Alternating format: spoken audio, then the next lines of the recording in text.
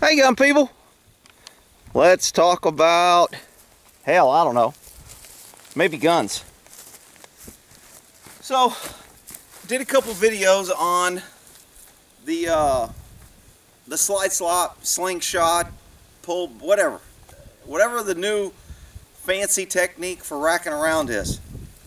And of course, I read the comments and I get feedback. So, some of the feedback I'm getting, look, it's reasonable. I don't have a problem with, people go, oh, you changed your mind. You said this before and now you're saying, well, when I get new information about an incident, I change my mind. When you're articulating an event, you can only articulate it from what you know. And if you're articulating it from what you read, you probably haven't read everything. And if you're articulating it from a training you've had, you probably haven't trained every way. So if there's new information, obviously you should change your opinion. And again, people miss the part of my videos where I say, it's my opinion, here's why I believe it, it's your choice on whether you do it or follow it.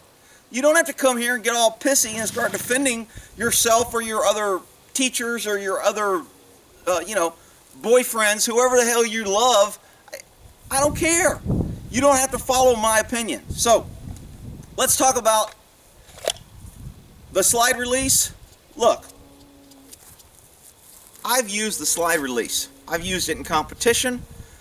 Before the slingshot method was kind of perfect. Hi, Monkey! Before the slingshot method was perfected, Glock wasn't around. I mean, shit.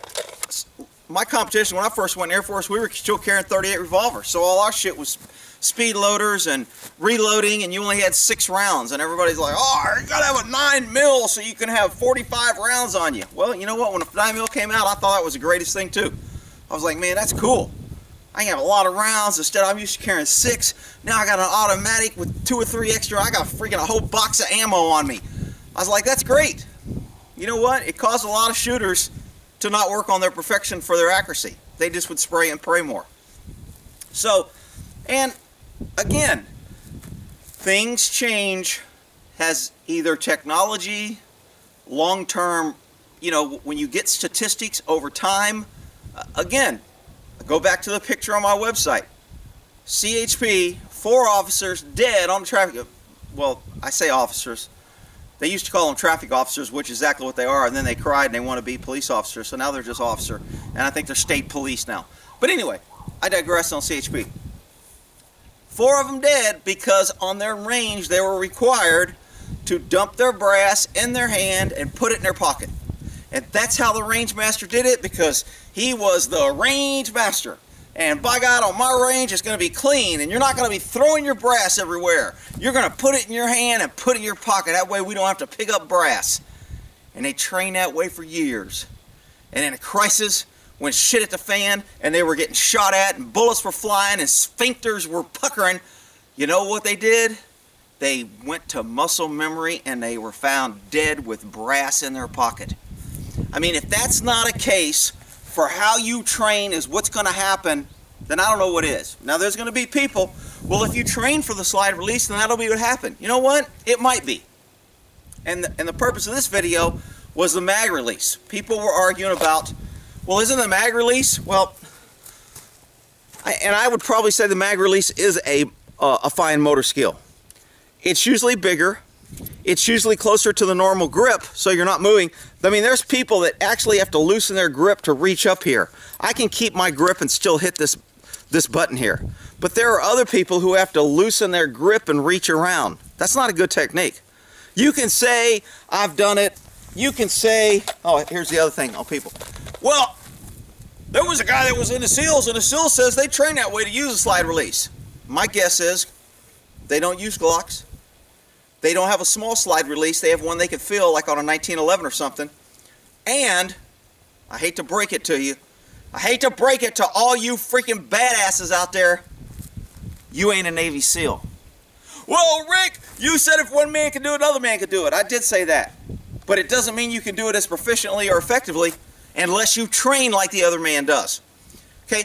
You cannot grab a technique from a specialized unit that does something 1,000,000 times, and that's their only job, and then say, you know what, I'm going to go out on the weekend and shoot 2 hours every day, and I'm going to do just like they do.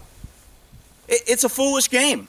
I mean, you can do it, you can say I'm full of shit, and you can run around and say, well, I'm going to do it because the SEALs do it and it must be right. Look, I'm telling you, the SEALs could probably load with their ass if they practice it every day as much as they do and probably perfect it. But you are not at the training level that's somebody that does it all the time. The reason of the slingshot in a large gross motor skill group is you, as a non-expert doing it all the time, no matter how much you think you are an expert, has somebody that's not doing it all. I was a lot faster when I was in the job, competing, being challenged, pulling my gun every day. I was a lot faster and more proficient than I am now. Even though I had all the training, even though I did it much faster, I'm not as fast now. Age, time, training, not as much training time, not as motivated. It's not a daily thing to where I'm defending my life. I'm just not at the same level I was. Now, there's going to be some hot rod freaking gamer out there saying, well, you're carrying a gun every day and you should be just as proficient. And if you're not being responsible, and that's irresponsible. You're not a constitution. You freaking idiot. I mean, the ignorance that spews out of people's minds just amazes me. It comes down to reality, people. If you train a certain way every day, all day, you are going to be better and perfected at that technique than if you train once a week, twice a week, 2 hours a week, twice a month, 5 times a year. You are not going to be as proficient as somebody that does it for a living. I always say, if you want something done right, get somebody to do it that does it every day for a living. They know the ins and outs. They've perfected it. They've made a lot of mistakes. They've learned from all those mistakes. They have experience and knowledge that you can't get from reading a book or watching a video. Now, and again, I'll have the people come here defending, well, if you're saying that this is a fine motor skill, then this is, and that's fine. Look, I don't give a shit.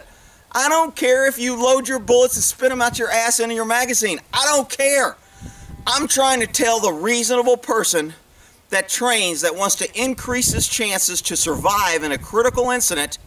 If you minimize your fine motor skills, if you practice large muscle groups and you develop muscle memory, the odds are, in a crisis, you are going to do better and follow what you trained your large muscle and muscle memory and large gross motor skills to do. You will likely do that. Will there be the exception? Of course. Can I go find a rattlesnake that doesn't bite? Yes. Does it mean I should go play with all rattlesnakes because one doesn't bite? Well, you're a freaking idiot. And unfortunately, there's a whole bunch of you, and somehow a group of idiots nowadays are considered smart. It doesn't matter if you're a group of idiots, you're still considered smart because there's a group of you. So, I'm telling you, it's a fine motor skill. I get it. If you want to say this is a fine motor skill, great. If there was a way to make this a large gross motor skill, I would say you'd probably be better off. I got other people saying, well, you're losing time. If you're doing this, it takes more time than if you do this. You're going to save a fraction of a second. If you can do it, you may save it. You ain't getting that fraction of a second in a crisis when you're shaking and your heart rate goes up. It's just not going to happen. So, you know what? I wanted to address it. Some people brought it up. I think some people were just trolling who wanted, sometimes they like to troll to kind of say, oh, I got you. If you're going to call that a fine motor skill, then what about a magazine? What about pulling the trigger? Pulling the trigger is probably defined initially as a fine motor skill, but it's more of a squeezing and clinch response. I wouldn't say it's fine. It doesn't matter if I pull the trigger. I mean, there's idiots that'll tell you have to use the very tip of your finger, and that's wrong, but that's okay. I don't teach that either. But there's idiots that teach it, and they say it's great, and you'll have them freaking running around with their hair on fire telling anybody that doesn't use the very tip of their finger that they're shooting wrong. So, a gripping action is a gross motor skill, and a trigger pull is more of a gross motor skill, which is why you don't keep your finger on the trigger. Moving your finger from the slide to the trigger could be considered a fine motor skill. Doesn't take a whole lot of thought. There's a lot of room for error. It doesn't have to be perfect. You get a smaller thing, it better be perfect. You have a small contact patch on your thumb, and you have a small area you're reaching. A trigger is a larger area. I'm basically pulling off. I have some idiot here. He put his finger on the trigger, and it's loaded. Yeah, it's loaded. Shut up. I'd shoot this damn camera if I thought it'd freaking scare you and make you piss your pants. So, moving your finger off here, could it be a fine? I don't know. It could be. Is it a fine motor skill that you have to do thought and there's no room for error? There's quite a room for error here when I can get my finger on this trigger. And when I pull the trigger, remember, squeeze, clench response. That's what happens. That's why you don't keep your finger on the trigger. That's why when you keep your finger on the side. They used to teach keeping your finger on the trigger. When the first finger on the trigger first car started coming out and becoming popular, and it made sense to me, and I started teaching and doing it, I had people, man, he's stupid. He ain't even got his finger on the trigger. Because people don't know, and they only know what they're taught and told, and until they've either experienced it actually and figured out that it's a flawed technique, they're not going to change. They're going to keep doing it for their whole freaking life, and you know, the only constant in life is change. You know, no matter how much you try to resist it, no matter how much you say it's going to, things change. The universe, the world spins, meteors come and go, the sun, I mean, shit changes. So, if you want to be, I've done it for 20 years and it works and I ain't changing it, knock yourself out. If they came out with a new technique tomorrow that I thought was great and good, I'd probably change. It would depend. Sometime, I know people are going to say contradictory because there is no black and white. Sometimes, too much change, you'll never perfect and never get where you want to do because you're always trying to keep up with the next guy. Well, I got to change this. Well, I got to change my grip. Well, I got to change where my finger's at. Or I got to change this. Or and they said this, and the SEALs picked up a new technique, so I got to do their technique. And the Rangers are doing this technique, and I got to pick up. And you're so busy changing, trying to keep up, that you begin making yourself unconscious incompetence because you don't even know any better. Sometimes sticking with what you know in a crisis will save you. And that's all I can say. I'm not trying to force it. I'm not trying to shove it down. You come here voluntarily and hit play, and then you want to argue about why other people are right and better. I just don't get it. I don't care if you follow me. I don't care if you agree with me, and I don't care if you like me. I'm trying to give the people that want to learn and want to hear a different viewpoint and collect knowledge from experience and training over the years. I'm trying to pass it on. It's a gift. I'm not even asking you to pay me, subscribe, send me money. I'm not asking you shit. I'm merely giving it. And you know what? You freaking idiots cannot just either take it or leave it and not come at you. You have to come here and cry like a bitch in the comments. Man, there'd be so many people getting their ass whipped if you guys were in, all the commenters, if they were in the military, I'd be dragging them out behind the back of the freaking building every day. We'd be freaking duking it out. You'd only do that shit once or twice. Then you'll be talking out of freaking chitlets and big fat lips. Alright, anyway, I don't want to get jacked up. I'm trying to drink my coffee. Some idiot. He's got alcohol in that cup. It's Starbucks. You freaking idiot ate Starbucks. Starbucks is a left-wing freak company. I don't support and I wouldn't buy Starbucks.